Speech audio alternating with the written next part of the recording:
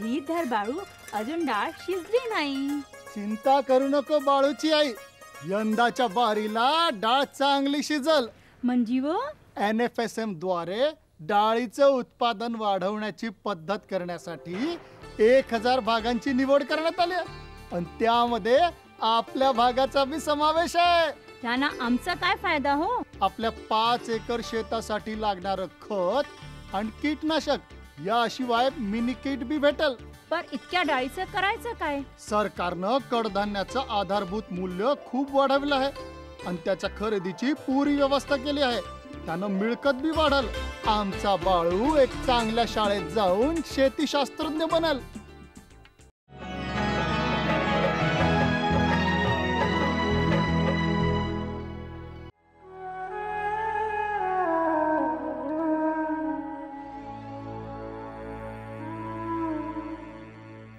सातारा जिल्ह्यातील माण तालुक्यातलं एक छोटंसं गाव गोंदवले बुद्रुक.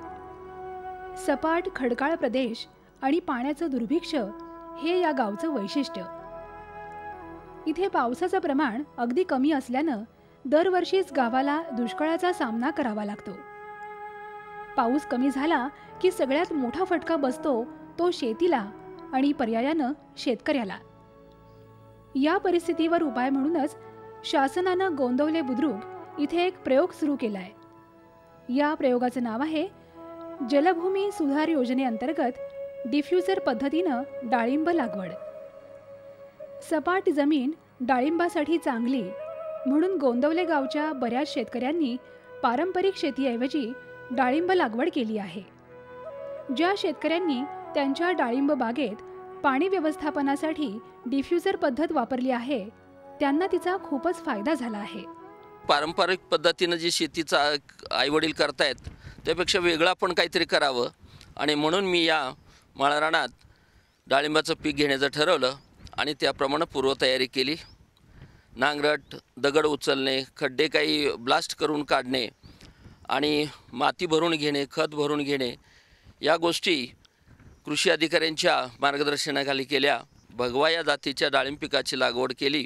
या ठिकाणी आत्ता जो बहर आलेला दिसतोय तो दुसऱ्यांदा आलेला आहे. महत्त्वाचं सांगायचं तर या 2.5 वर्षामध्ये भयान दुष्काळी परिस्थितीला या भागात तोंड द्यावं लागतंय आणि त्याच्यातून मार्ग काढण्यासाठी आम्ही या ठिकाणी 11 जणांनी डिफ्युजर म्हणजे एक मातीचं भांडं आहे त्याचा वापर करण्याचं ठरवलं. जवळपास 2.5 ते 3 महिने हा प्रकल्प राबवला. त्याच्यातून असा फरक दिसून आला की एक तर पाण्याची जवळपास 75% बचत होती असं दिसून आलं. दुसरा मुद्दा असा की आम्ही जी खतं आळी पद्धतीनं देत होतो, खोदून आणि मुळाच्या बुंद्याला जातील अशा पद्धतीनं देत होतो, त्यापेक्षा या भांड्यामध्ये डिफ्युजरमध्ये खतं घातली तर ती खतं सरळपणे त्या पांढऱ्या मुळांना पोचतात आणि त्यातून झाडाला 100% त्याचा फायदा होतो असं दिसलं. पाण्याची बचत झाली आणि त्यामुळं झाडाला आलेली फळं ही सतेज आणि त्याचप्रमाणे फळं किंवा पानं झाडं ही सतेज आहेत. इतर झाडांच्या मानानं सर्वसाधारण 90 झाडांना डिफ्युजर लावलेला आहे आणि बाकीच्यांना लावलेलं नाही. तेव्हा 90 झाडांमधला फरक हा अतिशय चांगल्या प्रकारे वाढ ही दिसून येते. दुष्काळाशी सामना करायला शेतकरी तयार आहेतच, पण शासकीय अधिकारीही त्यांना चांगली साथ देत आहेत. हे अधिकारी शेतकऱ्यांच्या समस्या ऐकून घेतात, गावाच्या जमिनीची पाण्याची स्थिती जाणून घेतात आणि त्यानुसार गावकऱ्यांना मार्गदर्शन करतात. पिकाला दिल्या जाणाऱ्या पाण्यात बचत करण्यासाठी पूर्वीच्या ठिबक सिंचन पद्धतीत सुधारणा करून आता नवीन डिफ्युजर पद्धत सुरू केली गेली आहे. याची संपूर्ण माहिती शासनातर्फे गावकऱ्यांना दिली जात आहे. जमिनीचा पृष्ठभाग जर ओलसर ठेवला तर त्यातून पाण्याचं जे होणारं बाष्पीभवन आहे ह्या बाष्पीभवनाचा रेट जास्त आहे. मग पाण्याचा वापर कमी करून झाडं तर जगली पाहिजेत.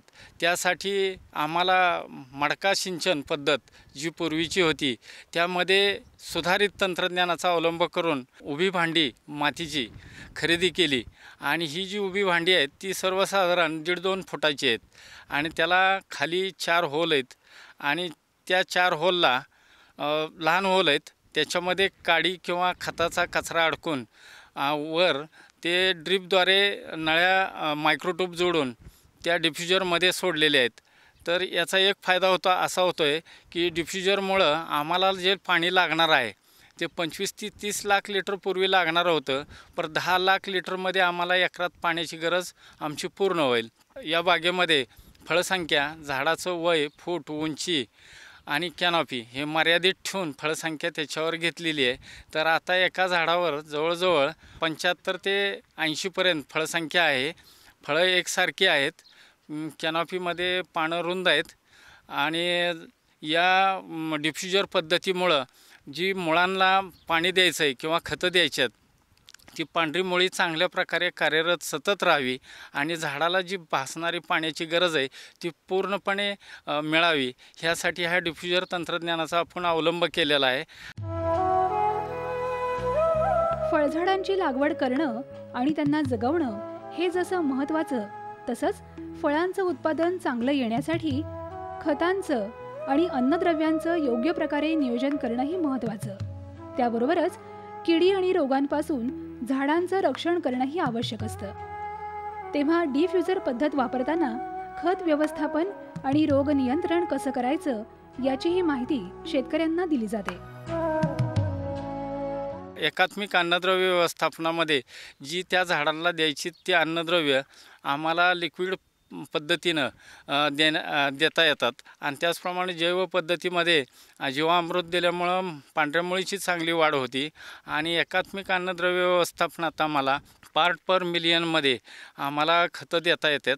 म्हणजे जर समजा आम्ही एखादं अन्नद्रव्य घेतलं तर त्या अन्नद्रव्यातलं 0.4% ज्या अन्नद्रव्य आहे हे अन्नद्रव्य देत असताना जर आम्हाला पाणी किती लागणार आहे ते अन्नद्रव्य देण्यापूर्वी त्या अन्नद्रव्याची तीव्रता किती आहे तर 1000 भागिले जर समजा आम्हाला 400 ppm द्यायचं असेल तर 1000 भागिले 400 ह्या प्रमाणात काढलं जे प्रमाण येईल ते पाण्याचं प्रमाण येईल आणि हे पाणी अधिक ते खत ह्याचं लिक्विड तयार करून त्या डिफ्युजरमधून दिल्यामुळं झाडांना अन्नपुरवठा चांगल्या प्रकारे होऊन झाडाची फूट, फुलं आणि फळं चांगली एकसारखी पोसत राहिल्याने म्हणजे झाडाला कसल्याच प्रकारचं अन्नद्रव्याचा शॉर्टेज किंवा पाण्याचं शॉर्टेज न भासू न देता पाण्याचा परिपूर्ण म्हणजे जवळजवळ 85% आम्ही डिफ्युजरनं दिलेलं पाणी आहे ते झाडं अपटेक करतात, चांगल्या पद्धतीनं घेतात आणि त्यामुळं अन्नद्रव्याचं व्यवस्थापन आणि एकात्मिक रोगांचं व्यवस्थापन म्हणजे मूळ कुजवा किंवा झाडाच्या बुंद्याची साल फाटणे किंवा मर रोग येणे यासारख्या रोगांना त्यामुळं पूर्णपणे त्या रोगांचा बंदोबस्त झालेला आहे.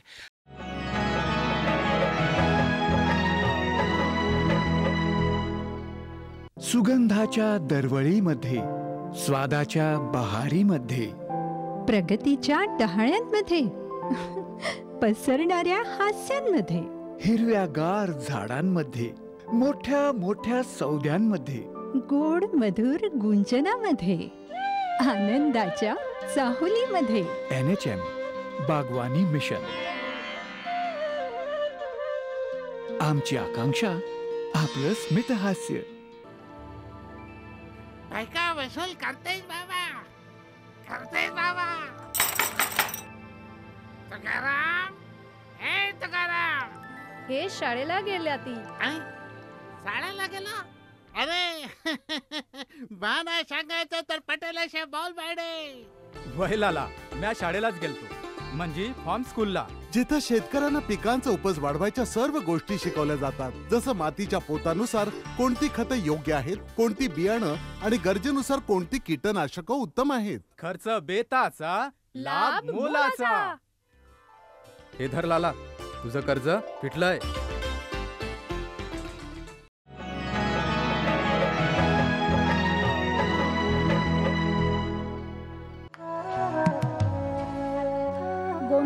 बुद्रुक इथे डाळिंब लागवडीसाठी डिफ्युजर पद्धतीनं ठिबक सिंचन योजना ही प्रायोगिक तत्वावर चालू आहे.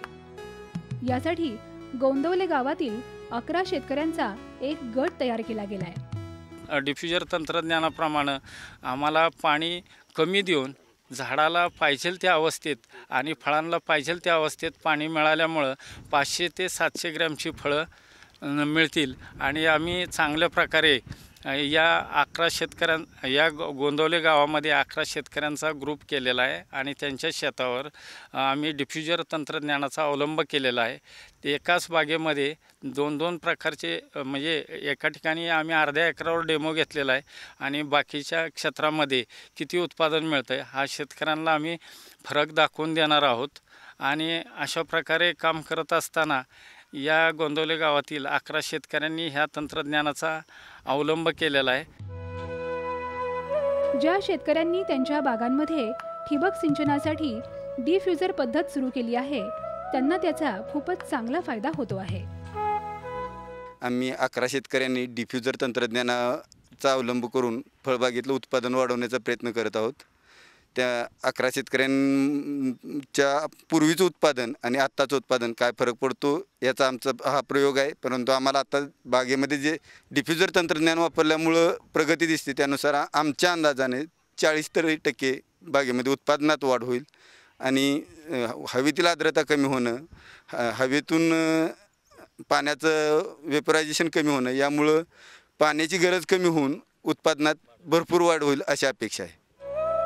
दुष्काळी भागातील फळबागांच्या पाणी व्यवस्थापनामध्ये पाण्याची बचत करण्यासाठी प्लास्टिक मल्चिंग ही पद्धत सुद्धा प्रभावी ठरते आहे. राष्ट्रीय फलोत्पादन अभियानांतर्गत प्लास्टिक मल्चिंग ही योजना राबवली जाते आहे. यामध्ये झाडांच्या मुळाशी प्लास्टिक पेपर अंथरला जातो आणि त्याच्या खालून ठिबक सिंचन केलं जातं. यामुळे जमिनीचा ओलावा टिकून राहतो आणि पाण्याची बचत होते. ठिबक बसून प्लॅस्टिक मल्चिंग केलेलं आहे. वार्मबा सिस्टीम पद्धतीचा अवलंब केलेला आहे. झाडांचं वय सर्वसाधारण 5 ते 7 वर्षाचं वय आहे. या ठिकाणी आंबेबहार घेतलेला आहे. आंबेबहारामध्ये या ठिकाणी झाडाची जी पानं आहेत प्लॅस्टिक मल्चिंगमुळं रुंद आणि लांब आहेत त्यामुळं फळं चांगल्या प्रकारे पोचली जातील. मर्यादित फळसंख्या आहे आणि डिफ्युजर तंत्रज्ञानामध्ये 1 फुटाच्या खाली आम्ही पाणी साठवलेलं आहे आणि त्याचा पाण्याचा पुरेपूर उपयोग मुळांना केलेला आहे. या ठिकाणी प्लॅस्टिक मल्चिंगमध्ये आम्ही पाण्याचं म्हणजे ठिबकद्वारे पडणारं पाणी जे आहे त्या पाण्याचं बाष्पीभवन आणि इनफिल्ट्रेशन रेट म्हणजे जमिनीत पाणी पसरण्याची जी रुंदी आहे ह्या दोन्ही प्रमाणात तर मल्चिंगमध्ये बाष्पीभवनाचा रेट जास्त आहे आणि डिफ्युजर तंत्रज्ञानामध्ये बाष्पीभवनाचा रेट कमी आहे. त्यामुळं या ठिकाणी आम्हाला डिफ्युजर तंत्रज्ञानापेक्षा निश्चितच पाणी प्लॅस्टिक मल्चिंगमध्ये जास्त लागणार आहे आणि डिफ्युजर तंत्रज्ञानामध्ये आम्हाला प्लॅस्टिकपेक्षा जवळजवळ 1.5 पटीनं पाणी आम्हाला कमी लागणार आहे. प्लॅस्टिक मल्चिंग, ठिबक आणि डिफ्युजर तंत्रज्ञान या तिन्ही बाबीचा जर चांगल्या प्रकारे अवलंब केला तर आम्ही या गावामध्ये सर्व बागा चांगल्या पद्धतीने यशस्वी करू आणि शेतकऱ्यांना चांगल्या प्रकारे शेती उत्पन्नाची उत्पादकता त्याचप्रमाणे पाण्याचीही उत्पादकता भविष्यात आम्ही चांगल्या प्रकारे वाढवून फळबागा सुस्थितीत ठेवण्याचं काम करणार आहे. जमिनीचा ओलावा टिकून राहिला तर झाडांची चांगली वाढ होते, फळांची गुणवत्ता सुधारते आणि उत्पादन चांगलं येतं. म्हणूनच प्लास्टिक मल्चिंग योजना ही शेतकऱ्यांना फायदेशीर ठरते आहे. आंबेबहार धरलेला आहे. त्याला म्हणजे ठिबक चालू केलेलं आहे. ठिबक नंतर आता टँकरनं पाणी सोडतो आणि मल्चिंग पेपर केले. मल्चिंग पेपरमुळं ते झाडं खाली वाळत नाही आणि बाष्पीभवन होऊन ते पाणी उपयोगी पडतं जसं म्हणूनही केलेलं आहे. शेतीमध्ये वैयक्तिक प्रयत्नांपेक्षा सामूहिक पद्धतीनं केलेले प्रयोग चांगल्या पद्धतीनं राबवता येतात कारण ते मोठ्या प्रमाणावर केले जातात. अन्य शेतकरी या प्रयोगांना भेटी देतात आणि त्यांची माहिती घेतात.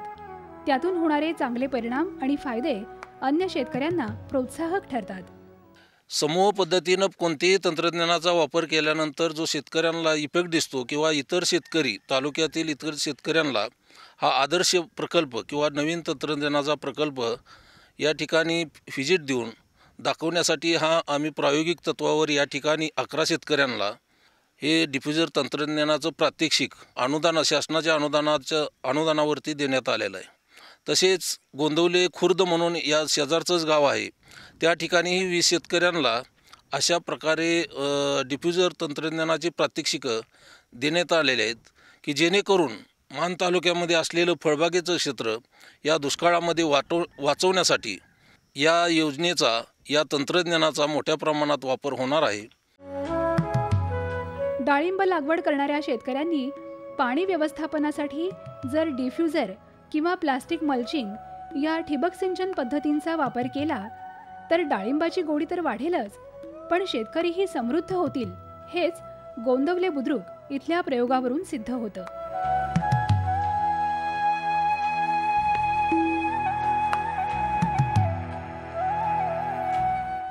आमचा पत्ता निर्माता कृषी दर्शन, दूरदर्शन केंद्र पुणे.